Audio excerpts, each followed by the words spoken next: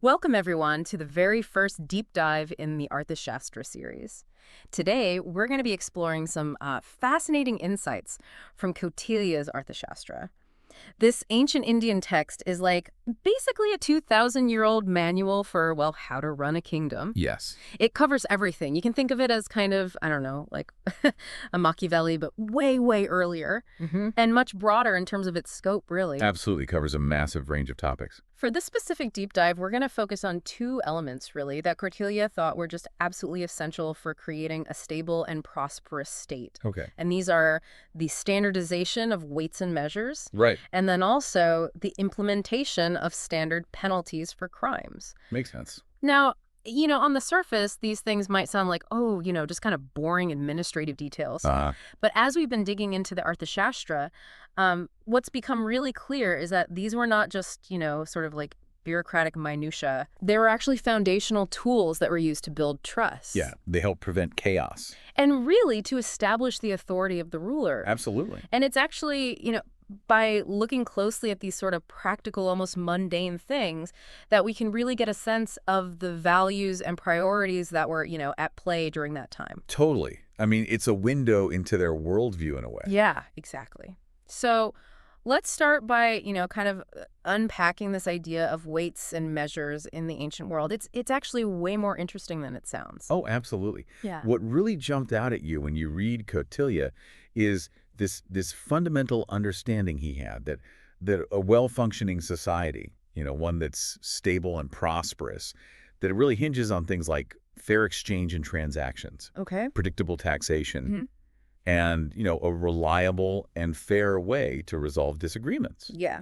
So, in a time long before mass production or really, really sophisticated legal systems, the reliability of weights and measures, it wasn't just an economic concern. Right. It was really deeply intertwined with the very fabric of their social lives. Yeah, I mean, think about it. Yeah. We take kilograms and liters for granted now. Right. But imagine a world where, like, every village, every market, every merchant had their own slightly different interpretation of what a measure actually meant. Oh, yeah. I mean, that's just a recipe for constant disputes. Chaos. Yeah, mistrust. For sure. And just, like, rampant, potential for fraud. Yeah, it'd be a mess.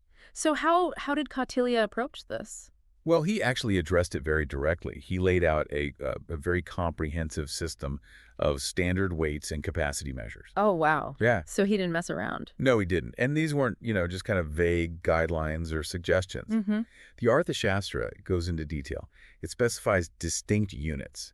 And these units were vital for making sure there was accuracy in everything. Oh, wow. From, like large-scale international trade all the way down to collecting taxes from farmers. Right. Which, was the kind of the lifeblood of the state's finances. The backbone of, yeah. Yeah, exactly. And even, down to those everyday transactions that were happening within communities. Wow. So this was a top-down approach. Absolutely. Yeah. Very comprehensive. Interesting. Now, one thing that I found really fascinating was, where these standards actually came from. Yeah. It wasn't like, they had some sort of advanced scientific principle that they were basing it on. Yeah, it wasn't like they were working with, lasers or anything to define these things. No. They didn't have that technology. Kautilya's system, from what I understand, it relied on things that were readily available, like, natural elements, beans, berries, even like the volume of a particular grain. Right. Which, I mean, in a way that makes sense. It's illogical. It's what people understood, right? Yeah. It's what they had. Yeah.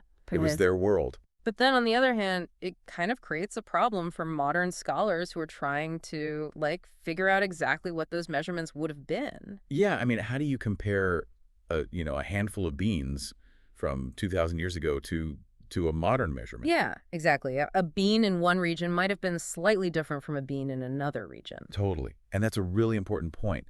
While we might not be able to say with absolute certainty that this ancient unit equals this many modern liters or whatever it is, the key takeaway here isn't about getting a perfect conversion. Yeah. What's really important is that Kautilya, he put in place a system that was focused on consistency and verifiability. Within its own time. Exactly. Yeah. So within his kingdom, there was this recognized standard that people could rely on. And that's what helped to minimize those discrepancies that might have cropped up because of regional differences or, just natural variation in the world. Which, when you think about it, it's actually, the principle is really similar to how we approach standardized units today. A kilogram in London is going to be the same as a kilogram in Tokyo. Yeah, exactly. The idea is to have that same unit everywhere. Yeah. And Kautilya, in his own way, was going for that same fundamental uniformity. He was. To really underpin, the foundation of his state. It's about having a stable basis for everything else to build on. Exactly. So it wasn't just about fairness, right, between a buyer and a seller. There was a bigger governmental purpose behind it. Oh, absolutely. Yeah. Weights and measures, they had this dual function in how Kautilya envisioned governance. Okay. On the one hand, it was about ensuring fairness in those day-to-day exchanges. Right. But on the other hand, it gave the state this really important tool for control. Oh, interesting. Okay. So by standardizing how trade happened, and crucially how taxes were collected, the government could really, cut down on corruption. Oh, I see. Go back to those merchants we were talking about. Yeah. Without standard weights, they could easily manipulate things to their advantage. Yeah. Maybe use a slightly smaller weight to cheat people. Give a little less, take a little more. Yeah. Exactly. And that would disrupt the balance of the economy and, could even defraud the state of its rightful revenue. Right. Kind of skimming off the top, essentially. In a way, yeah. So the standard weights and measures, they were a way to try and level the playing field. Right. Make things more, fair, ideally. At least in theory. Right. And it wasn't just a one-size-fits-all system either, was it? This is where it gets even more interesting. No, it wasn't. From what I've read, the Arthashastra, it actually outlines a whole hierarchical structure of different weight systems depending on what the transaction was for. Yes, exactly. This is actually one of the most insightful parts of Kautilya's thinking on this whole topic. Okay. So there were different standards for example, payments that were going into the royal treasury. And then there were different standards that were used for everyday trade in the marketplaces. So like different weights for the government and for the people. In a way, yeah. Okay. And then there were also different standards for money that was being paid out of the treasury. Oh, wow. And even for transactions that were specifically related to the royal palace. Wow, that's a lot of different systems to keep track of. It makes you wonder, how did they manage all of that? Did they have, a huge bureaucracy just dedicated to weights and measures? Well, it's hard to say for sure, but you can imagine it was a pretty complex operation. Yeah. And, it speaks to the importance that they placed on having this kind of control and oversight. Okay, so back to the different standards for different transactions. Yeah. What was the thinking behind that? Why not just have one system for everything? Well, the rationale behind this multi-layered system, it really shows us how the state and the monarchy in particular, they were trying to, carefully manage the economy. While at the same time, they were trying to make things reasonably fair in general commerce. I see. So it's like a balancing act. It is, yeah. Right. So for example, let's say the weights that were used for payments going into the treasury. Okay. It's possible that those were calibrated in a way that maybe gave the state a little bit of an advantage. Oh, interesting. To make sure there's a steady, reliable flow of revenue. I get it. So it's like, they're getting their cut, so to speak. In a sense, yeah. Okay. But then the standards that were used for regular trade, between people in the marketplace, those would ideally be neutral, right? So that everyone had a fair chance. So it was, a level playing field for the common people, but then maybe a little bit tilted in the government's favor when it came to taxes and things like that. Exactly. And then, the separate standards for palace transactions, well, those probably had more to do with how they handled, luxury goods or really specialized items that were destined for the royal court. Right. It was like a whole separate category of goods and transactions that had its own specific rules. Yeah, precisely. So it's like they had this really intricate system for managing the flow of goods and money throughout the kingdom. It was a very sophisticated approach for its time. Yeah, definitely. Okay, so let's shift gears a bit now. Okay. And talk about the other crucial element that we're exploring today. Standard penalties and crime. Sure. We've talked about the importance of fair exchange, but obviously maintaining social order is also critical. Absolutely. And the Arthashastra really goes into detail about how to manage that too. Right. It shows that Kautilya, he had this very clear understanding of how crime and punishment needed to work. Okay. and he laid out a system of penalties that was designed to fit the crime. So it wasn't just like, random or arbitrary? No, not at all. No. There was a real attempt to create a system that was predictable Okay. and, within the context of their time, as just as possible. Yeah, they were trying to create a framework. Exactly. A structure for how justice should be applied. Right, right. And to illustrate this, the sources that we're looking at today, they focus specifically on the standard penalties for robbery with violence. Yes. And this is actually a really good example because it shows us how Kautilya categorized different types of offenses and then linked them to specific levels of punishment. Right. It wasn't just a blanket approach. He really thought about the nuances of each type of crime. Exactly. So he introduces these 3 tiers of standard penalties. Okay. The lowest standard penalty, the middle standard penalty, and the highest standard penalty. Right.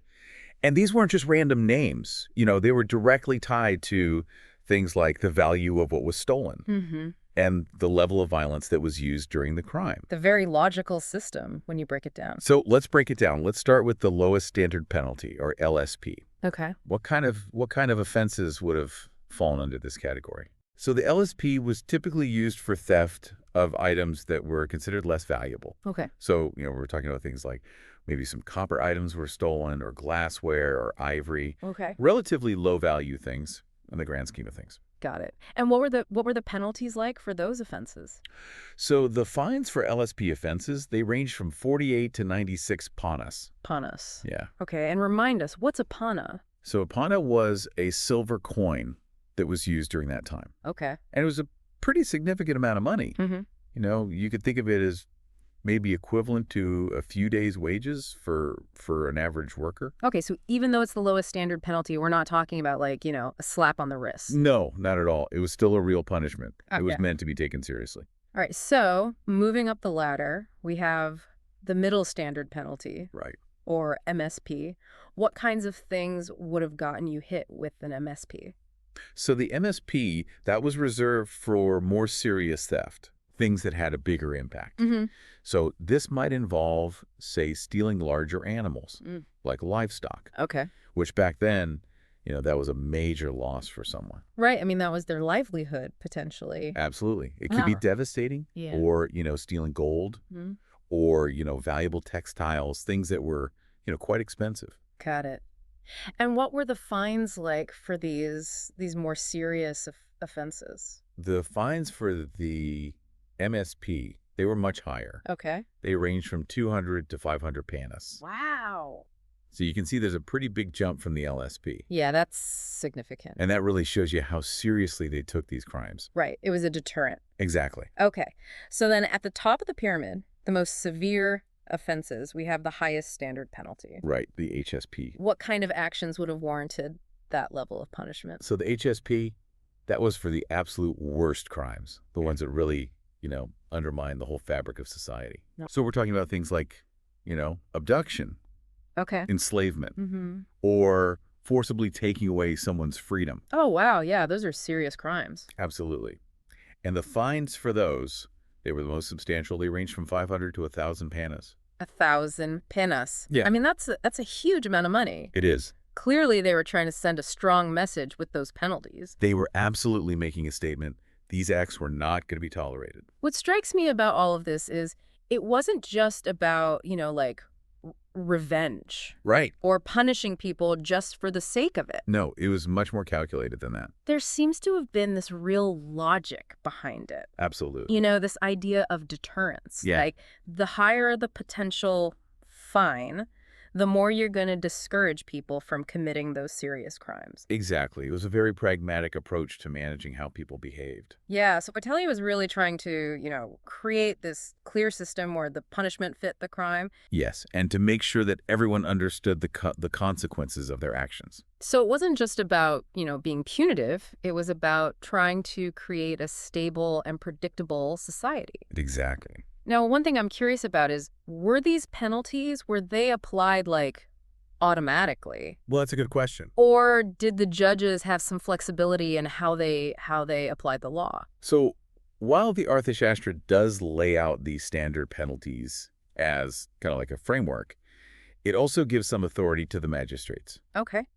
So they had the power to determine what the appropriate penalty was within those ranges. Oh, interesting. And they were supposed to consider several factors before making that decision. Like what sorts of things would they take into account? Well, they had to look at the specific nature of the crime itself. So like the details of what actually happened. Exactly. Was it planned? Was it a crime of passion? Things like that. Mm-hmm. And they would also consider the motives behind the crime. Okay. Was it out of desperation? Was it pure malice? Right. Were they trying to, protect their family? Those are all important distinctions. Yeah, they can make a big difference. Yeah. And then they would also look at the kind of the bigger picture. Context. Exactly. Like when and where did it happen? Right. Were there any extenuating circumstances? And potentially even things like the social status of the people involved. Oh, wow. So they had this flexibility to apply the law in a more nuanced way rather than just sticking to a strict formula. Right. So it wasn't just a black and white system. There was some gray area, some room for interpretation. Yeah, exactly. And I think that's really important because it acknowledged that, the same crime on paper could actually happen for very different reasons and have very different impacts. Right. The circumstances matter. Exactly. Yep. So by giving the magistrates this power to consider those nuances, Kautilya was trying to create a system that was, principled in its structure, but also practical in how it was actually used. Yeah, that makes sense. So when we take a step back and look at these two things we've been talking about, the standardization of weights and measures, and then this structured system of standard penalties, what we see is a really sophisticated understanding of, what it takes to build a society that's stable and that can prosper. I completely agree. And what's remarkable is how much attention Kautilya gave to both of these areas. Yeah. It really underscores that he was serious about creating a state that was, orderly and predictable. Right. So it wasn't just about like grand theories of statecraft. No, it was about the nuts and bolts too. Exactly. He was giving very practical guidance. And these two things were interconnected. Oh, absolutely. They weren't separate concerns. On the one hand, you had the very precise definition of weights and measures. Right. And that was all about facilitating trade and preventing people from getting taken advantage of in the marketplace. Making sure everyone was playing by the same rules. Exactly. And then on the other hand, you have this graded system of penalties, which was all about maintaining order and making sure that there were clear consequences for breaking the law. And that those consequences were, proportional to the offense. Right. And all of this really points to a very pragmatic approach to governance, one that was trying to balance the needs of the state with the well-being of the people. With the social norms of that time, of course. Of course, yeah. It's a different world. Definitely. But the principles are interesting to think about. They are, yeah. It makes you wonder, what does it say about a society that would put so much effort into these things? Yeah. Into defining its weights, its measures, its penalties in such a meticulous way. It says a lot about their priorities, for sure. Yeah, it tells us that order was important to them. Definitely. Fairness, or at least their version of it. Right. And just making sure that the machinery of the state was running smoothly. And that there was a clear sense of justice. Yeah, exactly. And it really makes you think about our own systems today. Obviously our technology is vastly different. Our societies are structured very differently. Of course. But are there any, kind of echoes of those ancient principles in how we approach things? I think that's a great question to consider. Yeah. So this has just been the very beginning of our exploration of the Arthashastra. Yeah, just scratching the surface, really. Yeah. We hope this has, piqued your curiosity. And given you a taste of what this ancient text has to offer. Yeah. There's so much more to uncover. Absolutely. But before we wrap up, I think there's one more question that's worth pondering, and it kind of builds on what we've been talking about today. Right. I'm listening. So we've talked about how Kautilya was concerned with, standardization and with having these graduated consequences for different actions. In what ways do you think those ancient concerns, those ideas, are still shaping our legal and economic systems today? That's a really interesting question. Yeah. I mean, obviously, the specific units of measurement have changed. Right. We're not using handfuls of beans anymore. No. And the types of penalties we use are obviously different, too. Of course, we've evolved as societies. But I think the underlying principles are still there, lurking somewhere beneath the surface. I think you might be right. One of the things that really stands out in the Arthashastra is this, Well, it's this idea of the king as the center of power. Okay, the king. But it's not just about him being like a symbolic figurehead, you know? No, not just a king on a coin or something. Exactly. He's the ultimate authority, absolutely.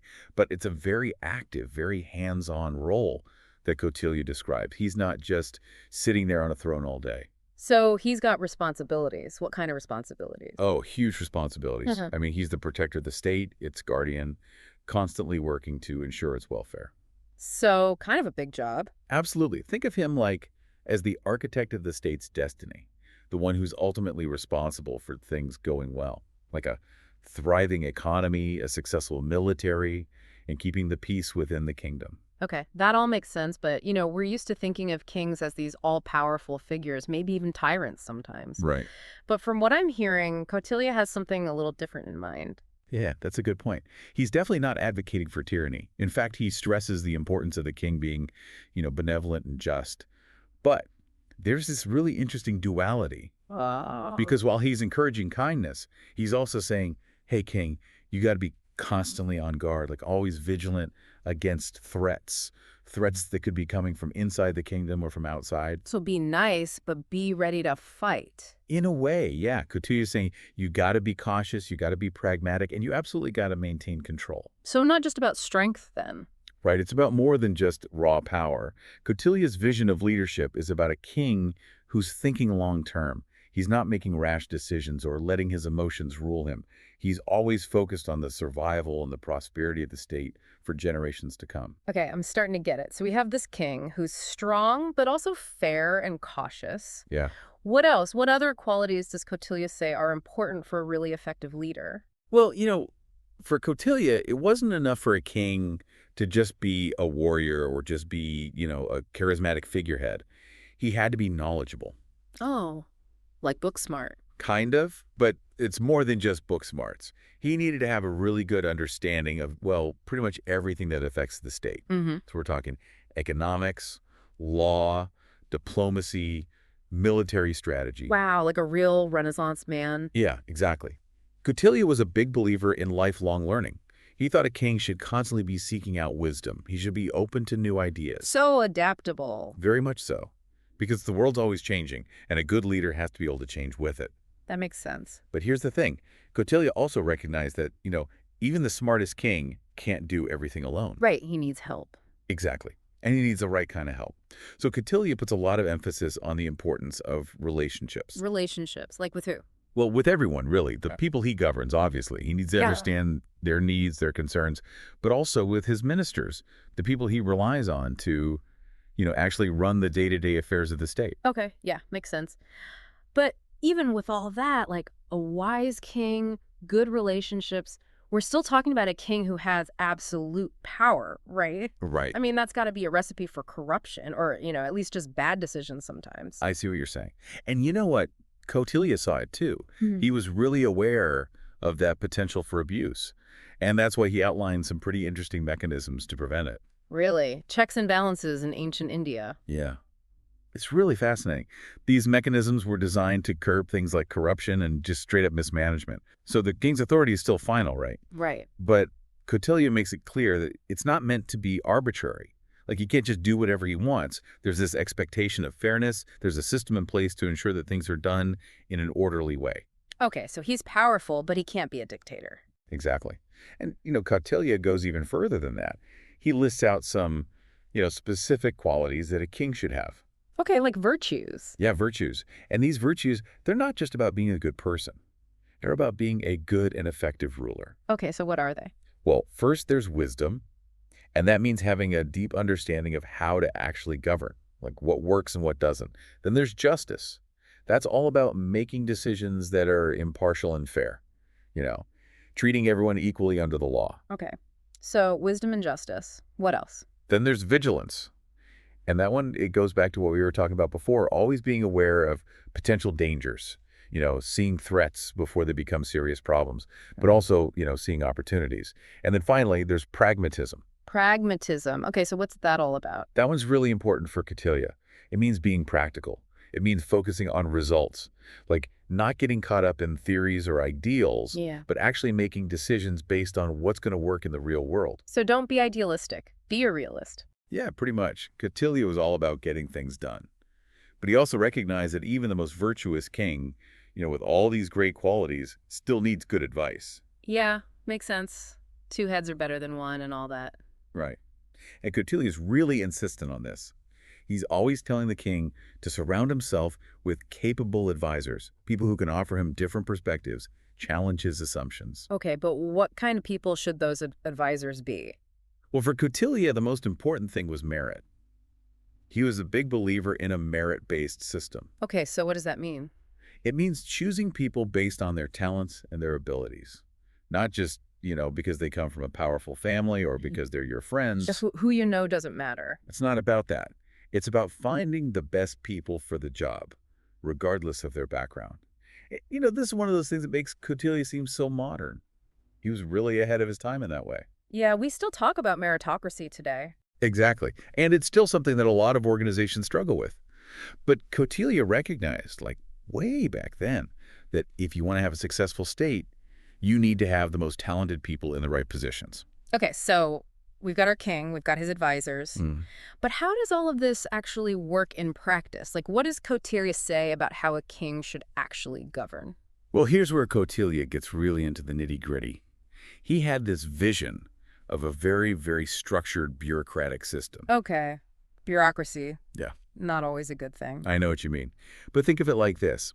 He imagined the state as this well-oiled machine where everyone had a clearly defined role, from, the chief minister at the top all the way down to, the tax collectors out in the villages. Okay, I'm starting to get it. So delegating responsibilities is a big deal. Huge deal. He was all about a systematic approach to governance. Nothing left to chance. So I bet there were, specialized departments for different things, right? Oh, absolutely. You had finance, law enforcement, intelligence, military affairs, each one run by experts in that particular field. Makes sense. So basically, the different branches of government we have today. You could say that. But here's where things get really interesting, at least for me. Kautilya places a ton of emphasis on the role of the spy master and the gathering of intelligence. So the ancient version of the CIA? Kind of, yeah. Yeah. But for Kautilya, it went even deeper than that. He saw intelligence as the backbone of the entire system. Really? Why? Because having accurate information is crucial. If you're a king, you need to know what's going on both inside and outside your kingdom. You need to know if your rivals are planning an attack, if there's unrest among your people. And spies were how you got that information. Exactly. Having a constant flow of intel allowed the king to be proactive, to address problems before they became full-blown crises. And that was key for effective governance. Makes sense. So just to be clear, this whole administrative structure, it's all hierarchical, right? Absolutely. You've got the king at the top, and then, below him you have officials, ministers, courtiers, and they all ultimately answer to him.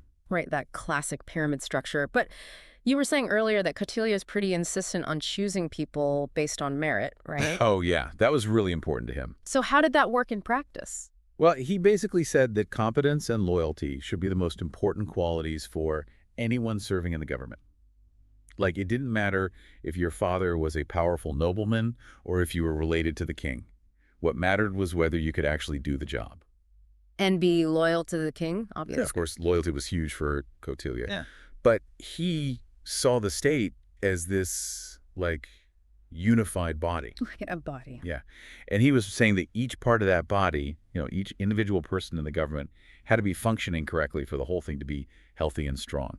I like that analogy. So within this whole system, I guess there were some roles that were just more important than others. Definitely. And, we touched on this before, but two roles that really stood out for Kautilya were the spy masters and the tax collectors. Okay, spy masters, obviously they're important for, security, right? Exactly. They were essential for making sure the kingdom was safe, both from internal threats and external enemies. They had to be constantly on the lookout for anything suspicious, anything that could destabilize the state. And what about the tax collectors? They were vital for the state's economic health. I mean, you can't run a kingdom without money. Right. Taxes are how you pay for everything. Right. And so the tax collectors had to make sure that revenue was being collected efficiently and that it was being done fairly. Okay, so a lot of important moving parts. But even with all this, even with a well-organized bureaucracy, the king still needs advisors. Right. Oh, absolutely. Yeah. And Kautilya is very specific about the role of ministers. Okay, so what did he say about them? He said that ministers were essential for giving the king good advice. different perspectives on different issues. And he outlined specific roles for different ministers. Okay, like what? Well, first you have the chief minister. And his job is basically to oversee the entire administration, kind of like a prime minister or something like that. Okay, so like the king's right-hand man. Exactly. Yeah. Then you have the treasury minister. And obviously his job is to manage the state's finances, make sure there's enough money to pay the army, build roads, all that kind of stuff. Okay, makes sense. What else? But you have the minister of defense, and he's responsible for the military, making sure it's well-trained and equipped, making sure the kingdom is prepared for war. Okay, that's a pretty important job. It is. And then finally, you have the law minister. Okay, and he's in charge of... Well, basically, he makes sure that the laws are being upheld, that people are being treated fairly in court, that peace is being maintained within the kingdom. So like a combination of attorney general and police chief. Something like that. And just like with all the other positions in the government, Kautilya was really insistent that these ministers should be chosen based on their merit. Okay, so experience matters more than who you are or who you know. Exactly. He said, if you want to have a successful state, you need to have the most capable and the most loyal people advising the king, because ultimately it's their advice that's going to help him make good decisions. All right, so we've talked about the king, the administration, the advisors. What about law and order? Like, how did Kautilya think a king should actually keep his kingdom safe and peaceful? Well, first and foremost, Kautilya believed in having a comprehensive legal system. Okay, comprehensive. Yeah, he wanted laws that covered pretty much every aspect of life in the kingdom. So like everything from murder to like property disputes? Exactly. You had laws about criminal justice, commercial transactions, land rights, family law, you name it. And Kautilya was really clear about the need for these laws to be enforced. So no messing around. No messing around. He said that justice needed to be swift and strict. People had to know that if they broke the law, they'd be punished. Okay. Sounds a little harsh, but I guess that makes sense if you're trying to maintain order. Right. And, Kautilya understood that a legal system can't just be about punishment. It's got to be about fairness, too, right? Absolutely. And he emphasized that the king, in his role as the ultimate judge, had to be absolutely impartial. Like, everyone had to be equal in the eyes of the law, no matter how rich or powerful they were. So a firm but fair approach to law and order. Exactly. But Kautilya also recognized that, internal stability isn't just about having good laws and enforcing them strictly. It's also about making sure that your people are happy. Makes sense. Unhappy people are more likely to cause trouble, right? Exactly. So Kautilya, he talks a lot about the importance of economic prosperity, like making sure that people have jobs, that they can feed their families, that they have opportunities to improve their lives. And he also talks about the importance of welfare. Yeah, like making sure that there are systems in place to help people who are struggling, whether it's because of illness, disability, or just bad luck. And he's very clear about the fact that if a king wants to keep his kingdom peaceful, he needs to make sure his people's basic needs are met. It's not just about keeping them in line, it's about taking care of them. Exactly. Now, you mentioned economic prosperity, and one thing I've been curious about is, how did Kautilya see the economy? What did he think the role of the state should be? Oh, that's a great question. And it's one of the areas where I think Kautilya was really ahead of his time. He was one of the first thinkers to really recognize the direct link between a healthy economy and a powerful state. Okay, so a strong economy equals a strong state. How did he think you could achieve that? Well, he laid out this whole framework for economic management. And it was all about making the most of the state's resources, but also about making sure that the people were productive. So what were the key ingredients of this framework? Well, first and foremost, there was agriculture. Kautilya saw agriculture as the foundation of the economy. Makes sense. You got to feed people. Exactly. And he was all about making sure that there was enough food for everyone, that the state was self-sufficient. So he talks a lot about the importance of having diverse crops, about investing in irrigation, even about using new technologies to improve yields. So really focused on boosting agricultural output. Absolutely. But he also recognized that agriculture alone wasn't enough. You needed trade as well. Okay, trade. Yeah. He saw trade as a way to bring in wealth from outside the kingdom, but also as a way to connect different regions to share ideas and technologies. So he was pro-trade. What did that look like in practice? Well, he advocated for things like building roads and protecting trade routes, making it easier for merchants to travel and do business. He also talked about the importance of having marketplaces where people could buy and sell goods. So kind of like creating the infrastructure for a thriving economy. Exactly. But he also believed in regulation. Like, he didn't want merchants to be able to just do whatever they wanted. Right, that could lead to exploitation. Exactly. So he proposed things like setting price controls to prevent things like hoarding and price gouging. So ensuring fairness in the marketplace. Yeah. And making sure that the state was benefiting from trade as well. Okay, that all makes sense. Now, what about taxes? Taxes were a huge deal for Kautilya. I bet. I mean, every government needs taxes. Right, but Kautilya had some really interesting ideas about how they should work. Like what? Well, first of all, he believed in having a sophisticated tax system, not just, a flat tax on everyone. So different people pay different amounts. Exactly. Right. He thought that taxes should be proportional to wealth. Okay, so the richer you are, the more you pay. Exactly. And he was very clear about the fact that taxes should be collected transparently. Like, people should know what they're paying for and where their money is going. That's a pretty modern idea. Transparency in government. Yeah. Yes, and, Kautilya even had this concept of what he called just taxation. Okay, just taxation. Yeah. He believed that the state should only tax people what they could reasonably afford to pay. Like, he didn't want to cripple the economy by overtaxing people. Makes sense. And he thought that taxes should be used to fund things that benefited everyone, like public works and infrastructure. So investing in the future of the state. Exactly. Now, you mentioned infrastructure. What kind of things did Kautilya think the state should be investing in? Oh, all kinds of things. He talks a lot about the importance of building and maintaining public infrastructure like roads, irrigation systems, fortifications. So the basics? The basics, Yeah. but also things that would help the economy grow, like roads and irrigation. Right. Things that would protect the state from its enemies, like fortifications. Right, so both economic and military strength. Exactly. Yeah. And he also believed in promoting local industries, things like mining and craftsmanship. He really wanted the state to be as self-sufficient as possible. So not just relying on trade. Right. He thought that the state should be able to produce as much of what it needed as possible. Makes sense. We've talked a lot about internal affairs, but what about external threats? How did Kautilya think a king should protect his kingdom from its enemies? Well, obviously a strong military was essential. And Kautilya goes into a lot of detail about how the army should be organized and trained. We'll get to that. But first, I want to talk about something else you mentioned earlier, the importance of surveillance and intelligence. Ah, yes. That was absolutely crucial for Kautilya. He saw it as, like, the first line of defense against both internal and external threats. It's like having your eyes and ears everywhere. Exactly. He advocated for having a well-organized network of spies and informants operating throughout the kingdom. So not just soldiers on the borders. Not just soldiers. He wanted spies in the cities, in the villages, in the courts of foreign kings. Wow, sounds kind of like a spy thriller. It kind of is.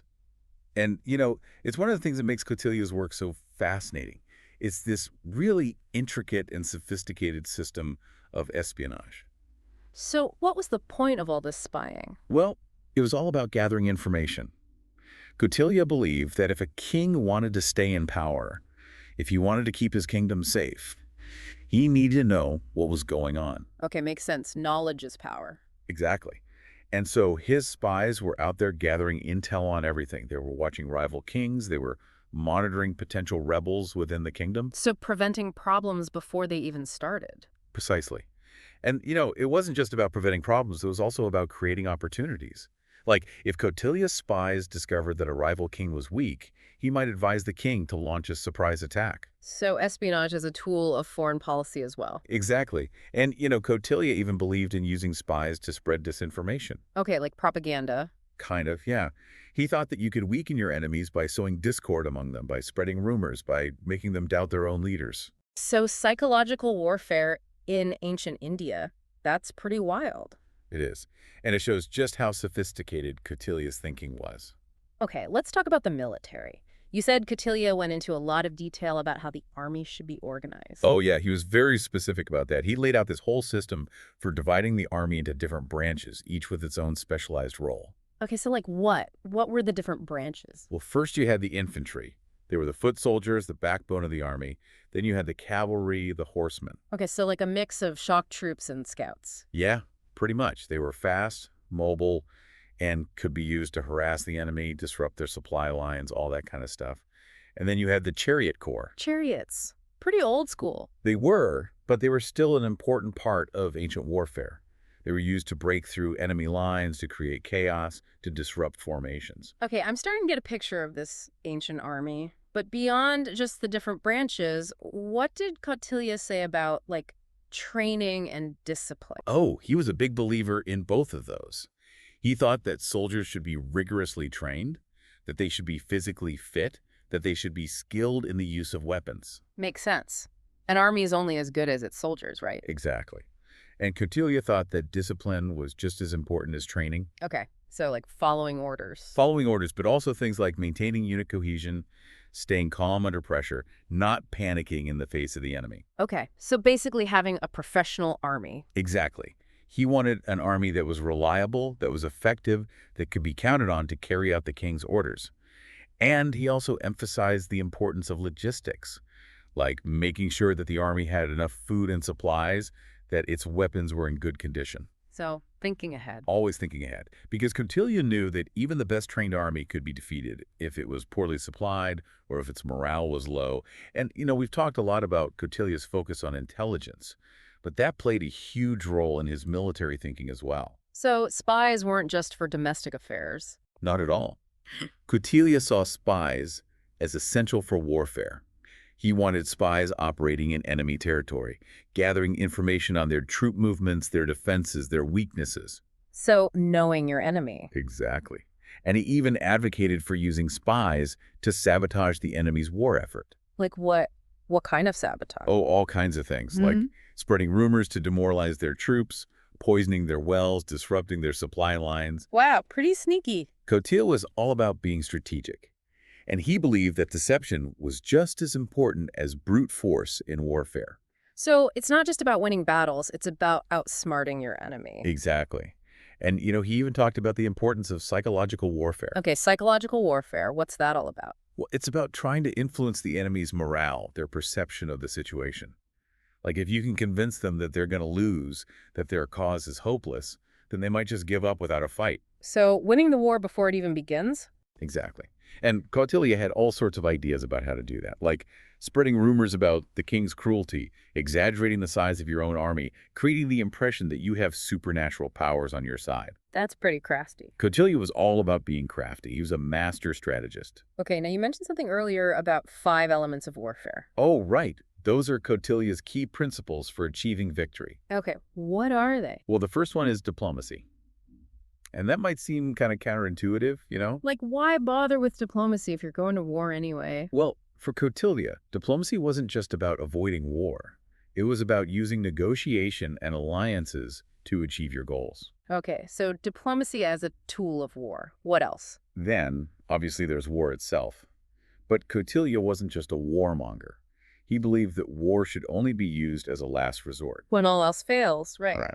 But when it was necessary, he thought it should be waged decisively and ruthlessly. Okay, makes sense.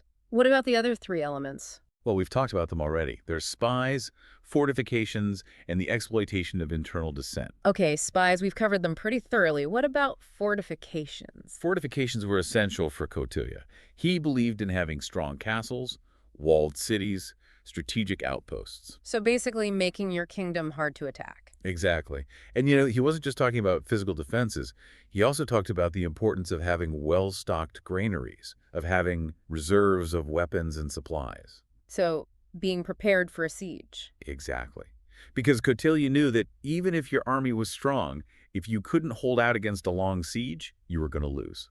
Makes sense. And what about the last element, exploiting internal dissent? That one was all about using your enemy's weaknesses against them. Okay. Well, if you knew that there were divisions within the enemy kingdom, if you knew that there were people who were unhappy with their ruler, you could try to exploit that. Okay, like turn them against their own king. Exactly. Kautilya believed that sowing discord among your enemies was a great way to weaken them and make them easier to defeat. So it's all about playing the long game. Absolutely. For Kautilya, warfare wasn't just about battles and armies. It was about strategy, about intelligence, about deception. It was about using every tool at your disposal to achieve victory. All right, let's shift gears a little bit and talk about diplomacy. We touched on it earlier, but I want to dig a little deeper. What did Kautilya have to say about how a king should interact with other states? Well, as we mentioned, Kautilya saw diplomacy as a vital tool, not just for preventing war, but for achieving all sorts of strategic goals. Okay. Strategic goals. Yeah, like expanding your territory, securing trade routes, forming alliances against common enemies. And his approach to diplomacy was very pragmatic. Pragmatic. Yeah, he wasn't idealistic about it. He wasn't naive. He knew that the world is a dangerous place, that other states were often rivals, and that you had to be very careful in your dealings with them. So trust no one. Not exactly. Kautilya believed in forming alliances when it was beneficial, but he also stressed the importance of vigilance, like always being aware of your allies' motives, never letting your guard down completely. Okay, so a healthy dose of skepticism is a good thing. Definitely. And Kautilya went even further than that. He actually laid out these 6 different types of diplomacy. 6 types. Okay. Tell me about them. Well, the first one is peace, and that's pretty straightforward. It's about using dialogue and negotiation to resolve differences and maintain peaceful relations. Makes sense. What's the second type? The second type is war. And that might seem a little strange, like how can war be a type of diplomacy? Right, those seem like opposites. Well, for Kautilya, war wasn't just about brute force. It was also about sending a message, about demonstrating your strength and your resolve. Okay, so like a show of force. Exactly. And sometimes, that show of force was necessary to get other states to take you seriously, to deter them from aggression. Makes sense. What's the third type? The third type is alliances. And that's all about forming strategic partnerships with other states. Okay, so like teaming up against a common enemy. Exactly. Kautilya believed that alliances were essential for survival in a world where states were constantly vying for power. Makes sense. What about the fourth type? The fourth type is deception.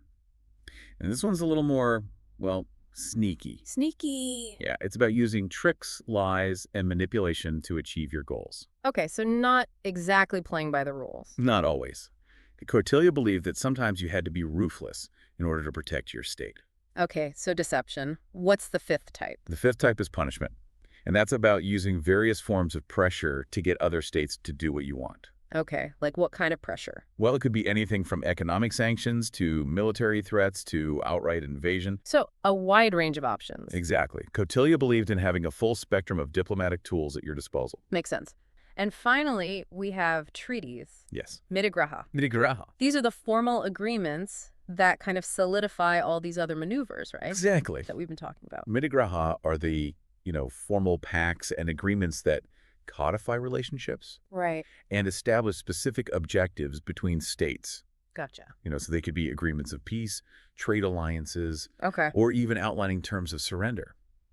Interesting. So the key takeaway here, it seems like, and correct me if I'm wrong, Sure. is that Kautilya saw these 6 approaches not as a fixed menu of options, Not at all. but as tools to be used flexibly and even in combination, Exactly. depending on the specific circumstances. He was very pragmatic in that sense. That's fascinating. I mean, so here's where I think it gets really interesting.